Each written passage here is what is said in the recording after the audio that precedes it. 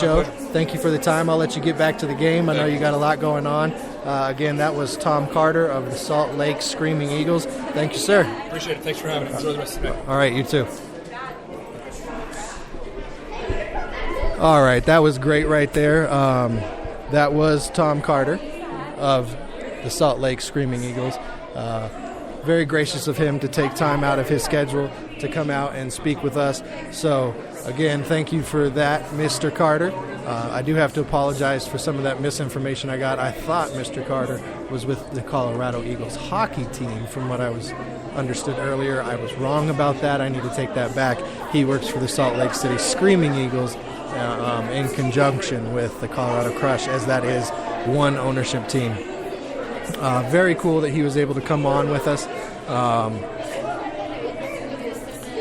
Before we go through the Crush's schedule, I do want to get to the last interview I did before the game with Mr. Wilson, Mr. Al Wilson. He's a great guy. I've been able to hang out with him at social events before, and I got a chance to interview him before the game today, and here that is. All right, this is your boy KP here with Al Wilson, co-owner of the Colorado Crush. Mr. Wilson, knowing that you came from Tennessee, knowing that you came from the NFL, what are the biggest differences that you see between this indoor game and the outdoor game? Well, just the speed of the game, first and foremost. This is a very fast game. You have to really know your stuff. There's really not much time to think. It's all about reaction. And so that's one of the biggest changes I see for sure. But watching these guys, man, they adapt to the game so fast. It's kind of fun to watch. Definitely. It is a much faster game, a little bit, I'd like to say almost more energy in the atmosphere. You were a big leader on the field. Now you're taking this more of a front office role. How has that gone for you? You know what? It's been a challenge. It's been fun. It's been something totally different being in the front office. You know, you're used to being on the field, being a part of the game, and now you actually have to sit back, make good decisions for the organization, and hope that the talent you put on the field goes out and does well. So it's a transition for me, but it's something I'm looking forward to. Definitely, and this is a team that's now been in the playoffs the last 6 seasons. I know this year the aspirations are to make it back to the playoffs, compete for a championship. Seeing what you've seen out of the guys, do you think we're headed in that direction? Absolutely. First of all, we have a coaching staff that is amazing, that are experienced, they understand the game, they know exactly what it takes to win, and then we have players that are buying into what Coach Jefferson is bringing. So I'm so excited for this team because they're prepared. We got some good athletes, and we know they're going to play some good football. Definitely. We get to open at home today. Thank you for your time, sir. Go Crush. Hey, go Crush. Thank you, KP. All right, that was co-owner and former Denver Bronco and University of Tennessee linebacker Al Wilson. If you guys don't remember him, you need to go check it out because he was a beast on the field, and I think he's going to do great as co-owner of this team. Not only is he fan recognition and he's doing stuff with the fans as they get out and about, but he is doing stuff from the football side that a lot of us don't understand and we can't do ourselves because of the experience that he was able to gain throughout his time in not only the NFL but college football, and since his time away from the game he has developed also. So it's going to be exciting to see his overall development, how he transitions into this new role, what he's able to do with the fans. Fans are walking by right now. We got cheerleaders walking by right now. It's all good. It's all love. We are at the Colorado Crush versus Salt Lake Screaming Eagles. So we have had Tom Carter of the Screaming Eagles on. We have had the interviews with Coach Jefferson. We have had the interview with co-owner Ray Austin and Al Wilson.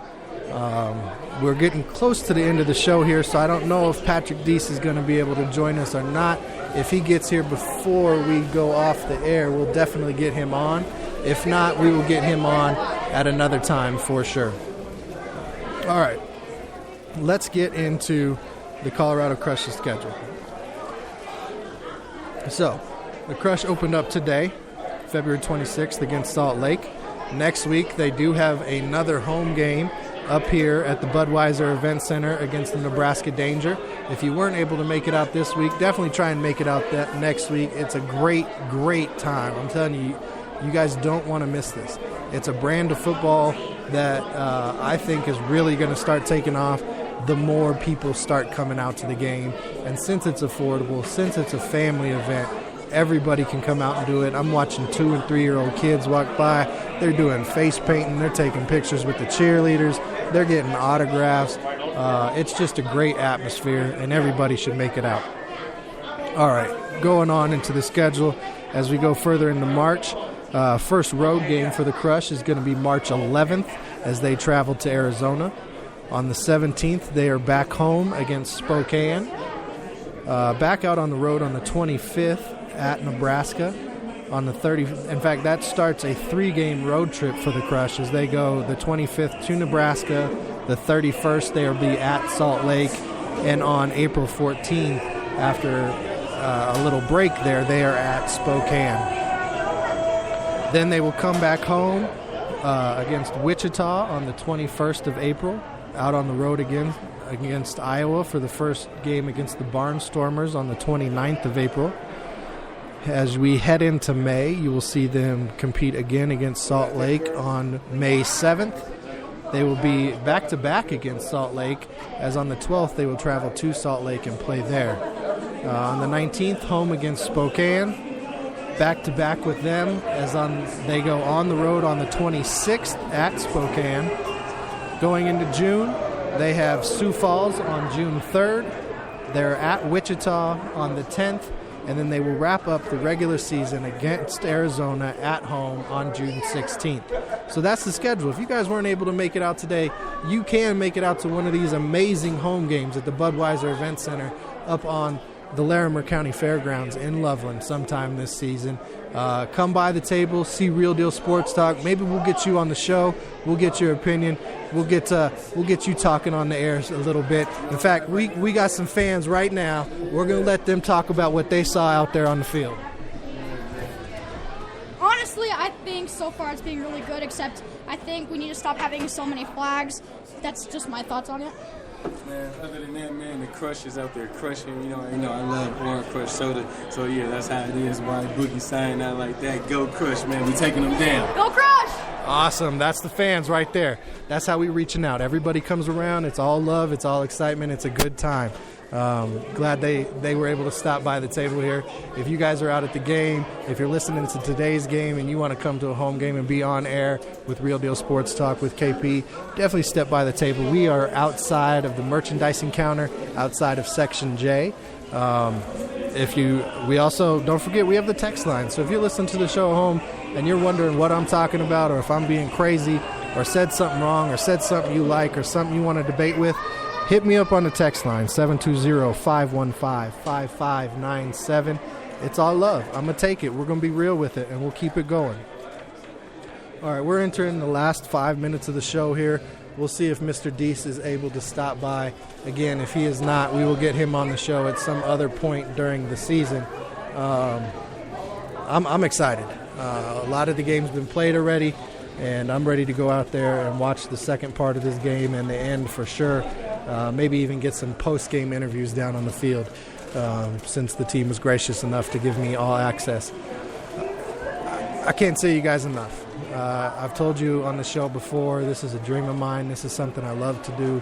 And as a job, I can't think of anything else that would be better. If I can turn this into being able to provide for my family, my life will be set. If you guys can find what you love to do for work, what you can love to do to provide for your family, I implore you, go out there and find that, do that. Have your 9 to 5. Do your grind, get that paper until you're able to make your dreams come true. But once your dreams come true, take every opportunity you can to go out there, reach for it, grab it, and live it. You know what I mean? Keep it real. Do what you got to do.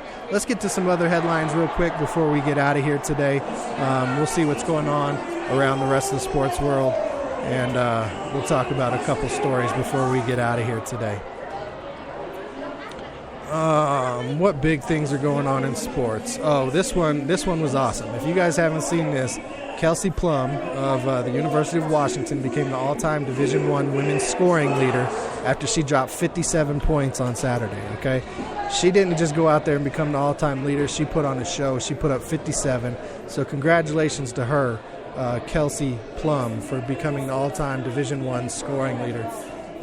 It's a lot of excitement out here right now. A lot of pictures being taken, a lot of cheerleaders walking around, a lot of fans getting snacks, smiles on people's faces. It's just great to see all of this energy. Speaking of energy, 53 years ago on Saturday, Cassius Clay, later to be known as Muhammad Ali, at 22 years old, became the heavyweight champion of the world. Gonzaga got knocked off by BYU. BYU's got 4 wins against Gonzaga in the last 4 years. The rest of the conference combined only has 4 wins in that conference. So big things going on there. NFL free agency is getting ready to start up. The league year opens up in less than 2 weeks, so you got some exciting stuff going on there. You got basketball, NBA. You just passed the trade deadline, and we just passed the halfway point in the season. So a lot of big things as far as that goes going on. Again, I'm excited. The Colorado Crush is going on. We had great guests today. Tom Carter of the Salt Lake City Screaming Eagles. Sorry for the misrepresentation. I misunderstood the information there. I did introduce him as the Colorado Eagles. It is the Salt Lake Screaming Eagles that he is the part of their organization and owner of. Mr. Deese, it seems like, was not able to join us today, and that is fine. We will get him on the show later in the season. I want to thank Coach Jose Jefferson, owner Al Wilson, and Ray Austin for their interviews. We're going to have a lot of interviews. We're going to give us some players. We're going to have my boy Tristan Johnson, wide receivers coach. We'll have him do an interview as well throughout the season. It's exciting. It's real. That's Real Deal Sports Talk with KP. And until next time, you know how we do. We keep it real.